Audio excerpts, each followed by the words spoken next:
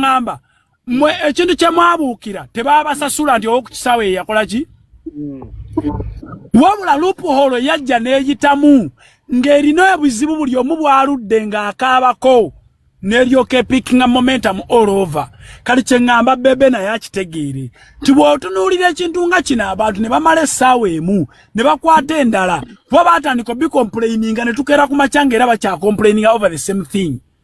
Call the director mbuuzo why madam where is the problem abantu abo balimberimbo bateeke mu baasi obeetoolooza ekibuga nti mbatwala ku hoteri ng'ennyonyi bw'ejja will they complaining abali mu baasi? Can you tell me that Bebe Cool Barista Timo did a very big damage ng'ayogerera ku social media mu lulimi n'abazungu lwe batamanyi okusinga abantu abali ku kisaawe nga n'abalaba bayitako babalekawo babalabaawo nga n'abawalabu babalaba batuuke n'okwagaba abawalabu babalaba abazungu babalaba tukkiriza tugaane ekino ngenda kigamba my brother Bebe Cool mu maliriza yange. Bebe Cool is very much afraid of hits from outside but dangerous hits are always inside.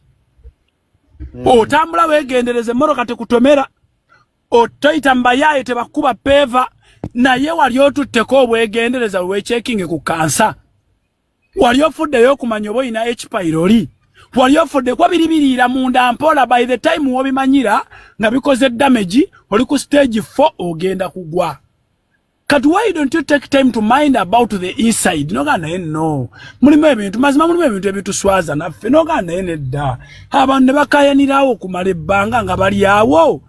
At least babaleetere bbaasi bagati batwala ku hoteri mulindemu baasi bavuge weetuukira okubajja ku Northern ebatuuse ebukote wali hoteri baga nti ate baasi benyonyeze ate bavuge bazzeeyo ennyonyere batennadda. Ne momentum bagiwa abantu ne bakayana nga babalaba aye ne bajja ku media bakole damage control. Tikyafomu yatugambanga bw'olaba oli awoggana nga toyagala awoggane tomuddamu tomusirisa vaawo oba teeka omutwe ku deske osirike. Nze bwe naayingira ngenda kusanga akuba noise ng'ali ogu ne bw'awoggana gwe n'owoza keep quiet don't shout yere teacher is coming n'oli n'awoza people sit down mwenna ngenda bakwata gwa noise making mbakube emigo gye gimu. Kati when you come on media okulaba ng'okola damage control oli mujje hypinga na kujongerayo over Barista Timo ataina office mu atudde nti alina kyagenda okufiirwa ali bweru toyina buyigirize bwe bwomanyi nti ono mwana yakoze nga ataina diguri ya gundi ye yakwesezza mutwe gwe okusinziira ku ye osegeera ate yabeere nga yakumalirako obudde n'ofundikira ng'olumbiddemu Nakibinge n'ofundikira ng'olumbiddemu gundi n'ofundikira kati ogenda okuva ku seeti ng'ekintu okigaziyiza kivudde mu bantu ababadde abataano. Olwaleero Bebe Cool ayina programs ezimwogerwako wano n'ebya gavumenti biringa 10. Osegeera kali n'ekisemberayo ddala ekintu bw'obeera nga gw'olina engeri gy'okifunamu toivaayo dairekiti abantu bagenda luwawo kuwuliriza Honorable Sereko bw'aba alwana n'akaana akamujwetekako ebigambo si ayina yimirira mu kkooti ayina yimirira babega wa Kasirye ne ayomba n'akaakaana Kasirye n'agenda n'akasiba Sereko n'akuba essimu mu kkooti naye Sereko bw'anajja abantu bagenda wagira munafu okisegeera era bagenda Sereko temunyigiriza abaana olw'okuba gwe olina amateeka olw'akuba manyi abalamuzi era agenda guluzinga bw'aguwangula mu kkooti agenda guluzinga eno. Kati bwana Bebe munaye ekintu okiryamu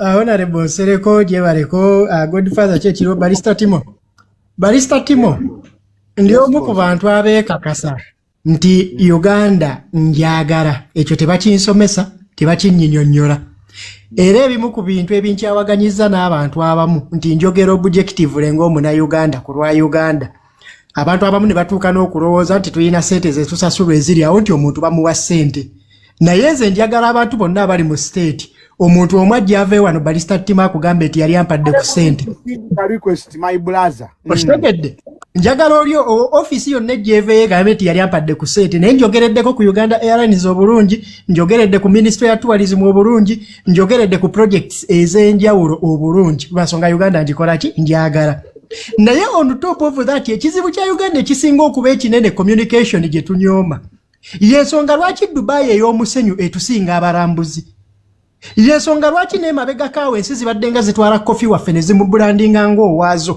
ekintu kya communication twarema okukitegeera nti kyetaagisa public relations kikulu nnyo nkubuulira olwaleero buli kaseera neebuuza ekimu ku bimbuza otulo Dubai etusinga etya abarambuzi lwa kintu kimu communications public relations omusajja omulumu yaŋŋambako nti Kasirye ne tukwata obugagga bwa Sidiru ne tubukuwa Sidiru ne tumuzza mu bwavu bwo ne tubawo emyaka 10 nga tuba monitoringa emikisa mingi egya Sidiru okubanga yaddamu n'agaggawala mu myaka 10 nga gwaddamu n'oyavuwala toyina kyolya olwaleero kankiteeke ku mawanga ne tukwata abantu abali mu Dubai ne tubagamba mukwate bukwasi ngoye ze mulimu mugende Uganda nga ne Golodi bamuleseyo n'ebizimbe Burj Khalifa zonna bazireseyo na biti ne babaleeta wano ne batukwata ne batutwala Dubai mu bugagga bwonna obuliyo Golodi na biki byonna ne babitulekera ne batumonitoringa okumala emyaka 10 Dubai Uganda ebe gaggawadde nga Dubai yavuwadde enguudo za binya mindset bwongo kyobala zingamba nti tutimulekera okutendeka abaana ebyamaanyi musooke mutereeze emitwe nze nkirabye nkugambye kigwe kitunuulire olw'ensonga nti enkola yaffe n'entegera yaffe y'ebintu ndala nnyo paka nakati butuganya okutegera ati communication kintu kikulu kyetuli mu kwogerako wano ekyaleeta obuzibu kyekyokuba nti paka nakati Uganda Airlines zetenna communicating eri bantu baayo official statement paka nakati na wano wetuli tewali official statement tuli mbintu bya gundi n'agamba gundi n'ayogera gundi yakijje wano gundi yakijje wali where is Uganda Airlines in all of this what are they communicating what is their stand prevention is better than cure singa Uganda Airlines yayogera wali tetwandigenza ate mu budget ya damage control kubanga banna Uganda bakimanyira balema okucommunicating nga bagenda kusasanya milioni 5 ne bajja mu damage control ya milioni 3 okitegera kubanga damage control nga kimaze okuva mu ngalo oba oli mu kugulirira buli omu it is too expensive prevention is better than cure kakati olwaleero okugezaako suppressinga kino yinza okwekanga budget yatandika nadde okutambulanga nnene nenga wali kyali kyetaagisa ekintu kitini nnyo kera ku makyo gambe nti baani aboogera abali ku platforms ez'enjawulo ku X be baliyo communicate Uganda Airlines efunye kino baani abali ku YouTube nti bakasuku communicate Uganda Airlines ebadde kino baani abali ku TikTok ti Barrister Timo Uganda Airlines ebadde kino that would be a very even smaller budget you pay a smaller budget than okulinda ate ogende mu birala kati olwaleero tuli mbintu musajja wattu Bebekulu asisinkanye Honorable Nsereko bali mu kwetwala ku kintu ekyandibadde prevented with a simple thing communication Bebekulu alina wayogeredde n'agamba nti Dubai yo ya communicating nti embeera y'obudde mbi ekya Uganda Airlines kyegatta mu maintenance issues kitegeeza embeera ne weyandibadde ennungi abantu ne batuuka ku kisaawe ennyonyi oba yandidirayizo olwa maintenance issues mechanical issues ze yayina kiregeza all in all Uganda Airlines had to communicate okitegeera nze nja kumaliriza nga mbagamba ekintu kimu mwenna abali mu office za government banaye mukola omulimu ogubasasuza if you are paid as a PR communicate customer care yetaagisa ensi tugyagala naye ekiyitibwa Uganda ekiyitibwa communication ne customer care kisensi yaffe nnyo Rwanda egenda tuuka ekiseera nga nayo mutuwalizimu tetulina kye tukigamba because they are communicating bali mukola PR wa Rwanda nti we bakedde ku makya ne babajja ku visit ku Arsenal ne bajijja ko visit Rwanda tebakaabye bageze bugenzi ne baga katika tugenda ate mu katara akanene olwaleero bagenda kubeera nga baranga ku ne Los Angeles Rams timu bbiri balina timu mu NFL ne timu mu NBA yetu ye brand ya tourism mu Africa esoso kikola how is Rwanda doing all of that and we are not ngate ebyoku offeringa balina bitini kitegeeza we are lacking in communication bwe mu budget yo just a second ezo zojjamu n'owa abayimbi bilioni 16 Rwanda diru yayo n'Arsenal buli mwaka ebadde ng'esasula milioni 13 eza dola. Kyogamba mu Uganda ku sente ze tubba tetulina milioni 13 kulanga Uganda. Milioni 13 eza dola buli mwaka. Naye omwaka ogwa 2024 baafuna milioni 7 mutwalize. Because of the 13 million. Ebyo byanisanyusiza ng'obuuza Pepe Cool. Because of patriotism ye. Ostegera. Because of the 13, they made 670. Kyogamba tetulina milioni 13 eza dola nga Uganda. Tetulina milioni 10 eza dola nga Uganda okumarketing ensi yaffe n'ekirungi. Timoffe newe tunayagala ensi ne tugimarketinga tusobola ku marketing eri banna Uganda bannaffe. Eriyo platform ze twetaaga okgendako nga tezimarketinga yonna. Naye at the end of the day bwe tunaamala okumarketinga tulina okwetereza internal. Lwansonga National Airline kamalize Godfather. National Airline neweeba tezza magoba eteekeddwa kubeera connector ya business na opportunities okugeza. National Airline eteekeddwa okubanga bwe tumala okulanga ebungereza omulambuzi wayagala okujja e Uganda bw'aba alaba direct flight ya national carrier kijja mwanguliro oteeka mu tiketi. Bwe tumala okulanga mu America oli bw'aba ayagala okujja n'alaba national carrier ng'erina direct flight ajja kuteeka mu tiketi. Kitegeeza Uganda nga yonna eteekeddwa okubanga ekola marketing National Airline ereeta abantu banoonya study opportunities, tourism opportunities, business opportunities. Naye olwaleero eriyo ne multinational companies ezirina branch wano Lwansonga tetulina direct flights zimara. Nti teri muntu ayajja kwagala genda laba ku famire nga atalina okutambulira essaawa 26 tekijja mukolera. Okitegeera kati bwevunanyizibwa bwa National Airline n'ekirala kwe kukwata emmaali yaffe n'egitwala mu katale nga tumaze okulanga nti ennaanansi zaffe bwe nziteekako mu ssaawa 9 ziba Bungereza. Nti oli bw'ateekako emmere ye mu ssaawa 9 eba etuuse e Bungereza. Kitegeeza eba connector ya business ne bw'eba tezza magoba yo direct geddiza mu bino kaba mayitirivu but there has to be deliberate communication and public relations ku ggwanga ne airline. So ze kino kyonna nkinenya ku poor PR. They failed to communicate even up to now. Kasire katono ke manjagala okwongerako information ntono nnyo. Obadde okimanyi nti disaster oba ekintu ekibi oba omuntu omubi ng'ali mu office ya government oba ali mu government baagala nnyo tumumanye n'asigalayo nga tumutegedde oba ekibi ne tukimanya ne kisigalayo nga tukitegedde naye ekirungi tebakitumanyisa era tebakitugambira tukimanya. Kankuwe kano Godfather. Kichi kuleetesa abamutulaki mu komiti ya parliament mu muswaze ngisimanyanga bw'ataakola bino ne muleeta Idi wa Kampala ate ne basigalayo nga gye bali. What was the essence of okujja okumuswaza?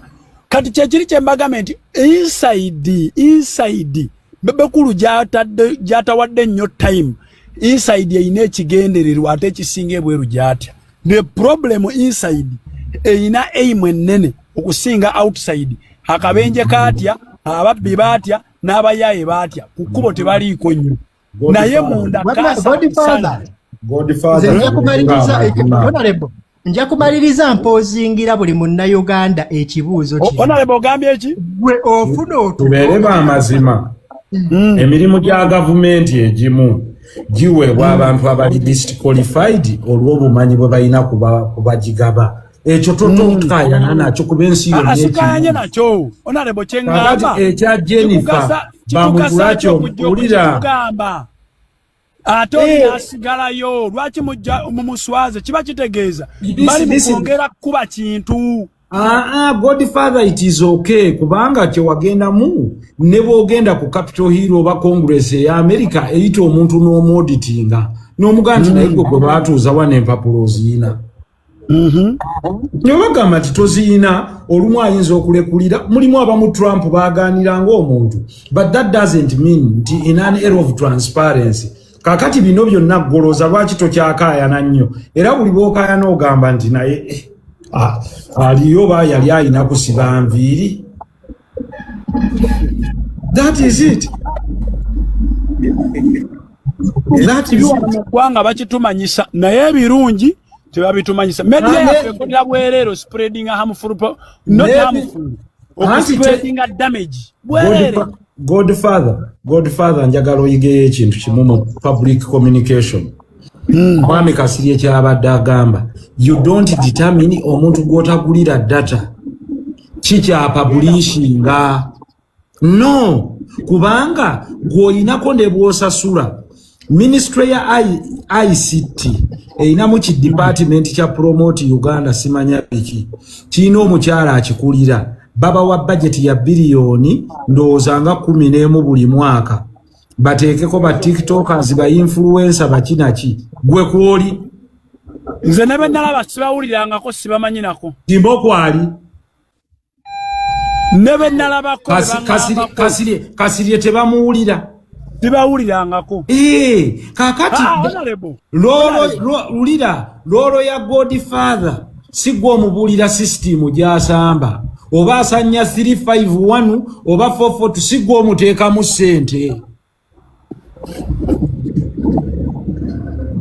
so bebe kulu muganda wange mutuufu yajja adduke wana defending why agenda okwapuruvinga budget y'abayimbi mulale zisigaddeyo ajja gatumwongeremu atu defending ne ku internet kubanga omusajja nga abaho aba defending abumusasula mmeka Uganda Airlines eina budget ejo kyemmanyi nange wano mu Uganda ulira eina budget Uganda Airlines ya buwumbi na buwumbi Balista Timo bwaba yayogedde bubi tukiriza ne bansereko lwaki tokwata page ya gundi wanani omuvubuka wa phone akola ebyekiraavulavu yani ono goni emusimbeya omuyimbi aluwa Kimolabu kwata Bruno ye omuwe Bruno okay bano bo basigaleyo kati goli ye muwe akubirenga obulango Honorable naye kati okutte sente how do you get no gamba nti from today ngenda kuwaba amakanika obuwumbi 85 bagende bakanika ennyonyi eyo bajogerere ngozijje musolo gwa Godfather noberanga wakajireeta mbu ebyuma smart ebiriyo simanya yali yaggwako nabyo ne tubimanya no one is going to defend the undefendables tekiriyo kino ekintu nze nkikiriza mu Uganda kiriwo ekiti tugenda ne tugamba nti offensive communication yetumalawo naye amazima gali nti 90% bannayuganda abakola bizinensi abali mu gavumenti bawagira offensive communication mu ngeri ki osobola okubeera wano ng'oyogera ku industry ya Uganda ey'endongo ebirungi byokka omwaka ne gugwa wali omuyimbi n'akwata sente n'azitwalira eyamuvumye amwegula kaleme muvuma n'atatunulira amwogerako birungi ekyo nkirabyeko emirundi mingi osobola kati tuwuliziganye Godfather tuwuliziganye asoko kakkane tuwuliziganye wano njagala ogenderera abantu bonna abantu abasinga abali ku saidi y'enaremu nga bavuma abantu baali opposition abasinga nga bavuma ne babali ku looting olw'okuvuma nekizibu okuli ku looting omwana mu opposition nti bannayo ono muteesa mulungi katumutwala eno nedda ojja kumaliriza ng'era awe mula gwe bakoze eki gwe balonze kitegeeza Uganda as a country naffe abantu tuli mu kusupportinga na kupromotinga offensive communication olwaleero okukakasa ku bintu ebirungi bannayuganda wano bye tubadde nga twogera ku Uganda Airlines balonzeeyo olunaku olwogeddwa ku kibiru bawulira nga bafa kitegeeza mu kifo ky'okumaintaininga the good mu mbeera ya prevention is better than cure they have been sitting nga basirise nga tebaagala kufaayo nabadde example ano ne mbagamba President Trump ye president wa America yasooka okulwana ne TikTok ng'agamba nfu okitegeera era agenda zino ez'okugigoba zonna yazitandika bw'akomawo mutabani we Baroni n'amutuuza n'amugamba eno platform ate egenda tuyambako wangula akalulu nti etya nti bweti ne bweti ne bweti mwenna abaagoberera akalulu ako mukimanyi essaawa 3 President Trump ze yatuula ne Joe Rogan ku podcast zaakyusa akalulu n'ebirowoozo by'Abamerika bangi ku interview Trump eyo gye yakola ne mu kukkiriza nti ne digital communication kitandise okukola olwaleero bwe mubanga muli mu communication nga mulina kye protecting you have to look at all media platforms TikTok weeri Facebook weeri ate nno munnaogeza rais omuntu ocommunicatingirako ng'atandika rais n'atasobola okudamejinga Why are you not involving all that communication about okubanga afuna information ochegera? Kale katugambe ku kya Uganda Airlines nga tukifokasinzeeko. Kale TikTok yakoze byayo, website ya company yakoze eki. Platform ya PR wa company eriko ki? TikTok ya brand yeriko ki? Ochitegera? Kitegeza ati abantu bano bali mu kulengeza ekintu ekikyasinza okubeera kisaze okubeera dangerous. So kitegera? Nze nja kumaliriza ngamba bana Uganda. Omuntu asobola okubeera wano kati wano waliwo abaana bemmanyi abakola review ku business nga tezibasasulanga na basasula. Olina alaba ekintu nga kirungi n'akikolako review. Ne business mu kifo ky'okumaintaininga omuntu oyo ejja kulinda anaavaayo agiiseemu eggaali ate edduka spending ku oyo. We are all supporting offensive communication mu kumanya oba obutamanya. Eyo kibadde kino. Ekintu kyoyogeddeko nje bulijjo nkyebuuza n'okyebuuza. Mwalimu kyegendereza nti ku YouTube, ku radio, ku TV, abantu bonna abasinga okuvuma gavumenti eno n'okugyogerera balina gye baripotinga ne babawa ssente ng'ate ba gavumenti. Buli muntu wano bw'olabanga simanya baluba, simanya lubabiki, simanya oli simama ogundi okuva ekibibi, simanya agigundi kawali abamu mbeerabidde. Bonna buli agenda eggulu agamba oyo namusanga eggulu oyo. Oyo yabadde eggulu ono. Bano simanya bemboozi mu katiba ani tebava ggulu. Naye teri kalungi ke balyogera ku gavumenti, teri yalivaayo n'abavumirira, teri yalivaayo n'aboogerako. Naye oli ne bwajja n'ayogera ebirungi ebyenkana ku gavumenti toliwulirayo nti bamusiimye ne bamuwaayo kano. Tekiriyo. Tekiriyo omuntu yekka wano alabibwa amangu. Y'oyo avuddeyo n'atandika okuvumirira n'okwogera ebikyamu. Era za abantu bonna kadwalo bana abaana abeegattira mu simanya eyo TikTok ba barista twagikuba tujijjawo. Simanya Uganda Radio Callers Association. Bakugamba patroni wacho y'omu ku bannamba 231. Naye ate nga temuli ali mu Uganda Callers Association mpozi ng'oggyeko ono agamba nti Munyarwanda bamuyita mama afisa Natete yekka. Abasigadde bonna bawanda muliro bakuba gavumenti ne budget bali ku ya mukulu. Bw'olaba ba analyst bonna kabere bo opposition bana abasinga okuvuma. Kali kugana webuuza kituufu kyeki. Damage babekulu gyagala tu controlling. Hatunuulire mu bagikola. Abagikola olusi bamusingano reporting. Bayitawe mutayita. Omukwatake simu nevuga. Kale ekyo kasiri obadde okyogera. Ekyo nkiwagidde nnyo nange bulijjo tutte ebbanga nga nkyebuuza. Lwaki abantu abasinga ovumirira gavumenti balina immunity ennene nnyo mu gavumenti ng'ate be basinga okutambuza omumwa boogera bonna ba YouTuber baani bonna balina bu programu bw'amala ovuma omuwulira agenze eggulu bw'amala ovuma simanya baabayise egindi bw'amala ovuma nga bo weebali naye ng'ogwabe gwakuvumirira kati ogenda kugamba oti omuntu nti bannange temwogera bikyamu ku gavumenti ng'ate ye alaba gundi yayogerako agamba bamuwa 10 gundi yayogerako agamba bamuwa 2 ekyo nakyo mukitunulemu kiva ku ki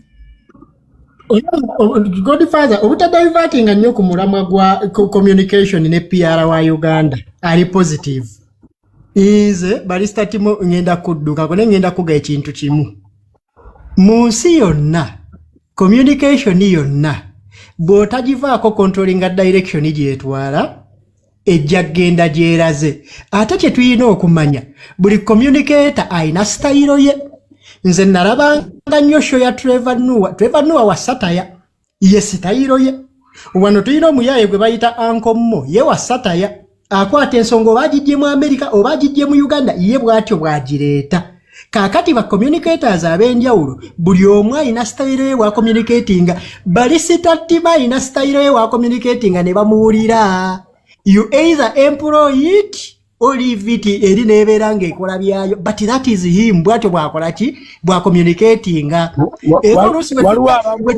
wetugiramu omulundi guba omulundi ogu ne tujja ne tugamba gundi osusse owemmula naye abantu abasinga eri omuntu nga ye bamulikodingira waggulu nga bw'omuleeta mu bino musima mwogera simanya tajja bisobola naye nga bw'atyuningamu kati niwe wajja okukola ki wajja okutambulira okitegeera so communicators are different platforms are different naye kyenji okusaba abantu abali mu bukulembeze n'abali mirimu bwe bakuwa omulimu gwa PR gukole babasasula bulungi n'okusinga abasawo bakusasula bulungi osinga omusomesa muyina zaalaawensi emirimu egimu gijjirako n'emmotoka mukole mulemenga kututwala mu sport eno bw'oba tosobola kukola naye ng'omulimu baagukuwanga ofuna miliyoni 3 kwatako miliyoni 3 ziwe Barrister Timo omuweereze ng'obubaka abutuuse bakuwa omulimu guli mu miliyoni 25 naye tosobola kukola funa omuntu ali active kwata omwana omusasula abeerenga ku extra communicating nga gwe omuwa information kubanga okimanyi omulimu olina security yago kubanga olina akumanyi mu government yes but at least okudelivaringa nti oluvannyuma oligenda n'ofuna ne opportunities ezisingakaawo employ someone who is angry enough to work nemulema okutuulanga butuzi ku mirimu nga bagibawa bafuneyo abaana ku TikTok wana abali vibrant ng'oli waavaako nga bamusuula nga bagenda n'abaliko babawenga information tuwulizigane kaakati gwakulira Uganda Airlines kino kibeera ekyokuyiga gy'oli gaziya neeti ye ya communicate mulekerawo okutuula obutuuzi mu office ne mwewuubira mu butebe ebintu ne bimala okwonooneka ate nga mugenda maliza nga muspendinga sente nyingi to do damage control njamaliza na kino kyekisembayo prevention is better than cure